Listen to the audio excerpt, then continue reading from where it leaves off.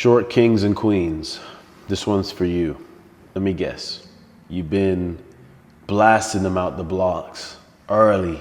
You get out 20 or 30 meters in, it's clear, you got daylight ahead of people. And then by 50 and 60, people start passing you. By 70, you're wondering if you can hold on. By 80, you're wondering if track and field is for you. By 90, you're just trying to get last place. I understand. And you don't need to get any stronger or run any more 150s or anything like that. What you do need to do, though, is understand you're distributing your energy poorly. If you're getting past midway through the race, it's because you haven't created enough stride length early to distribute your energy later in the race. You probably have heard that your greatest asset is your turnover, right? You're a shorter athlete, you can turn your feet over. You're shorter to the ground, so you're gonna get your foot down to the ground faster. At what point do we start using that? Well, I'll tell you this, you can't have turnover without the stride length. Just like, for you people that go to church, faith without works is dead. Turnover without stride length is dead. We speak in the same language. Very good. Out the blocks, you must push and cover ground, because you're going to need to be pushing and covering ground when you're in top end. When the taller athletes get their motor running and get into their sprinting later in the race, you need to have the sufficient stride length to be able to compete and to hold these guys off. Now, when you push yourself through the transition to top end, nothing changes. You stay being big. Right now, you're not making the right adjustments because you're turning over too quickly at the beginning.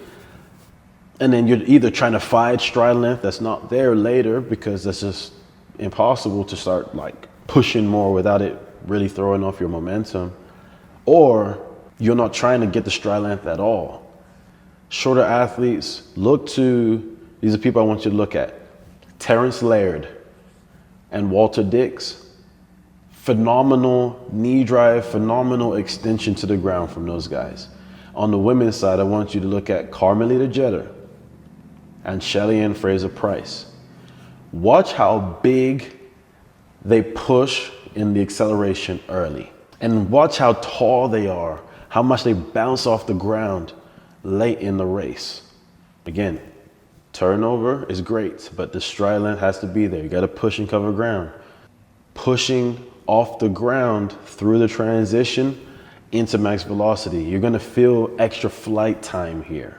But to get that stride length is not by just pushing flat and horizontal to the ground. I want you to think about pushing down and back into the ground. So your momentum's still going forward, but it has to go up as well.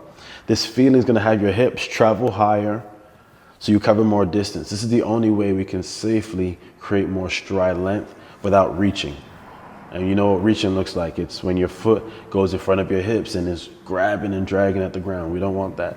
If you're racing a guy that's, 5'11" to 6'3" or maybe taller, those guys get moving at the end of the race and they start walking by you if they have a half decent start, if they're close to you in the start.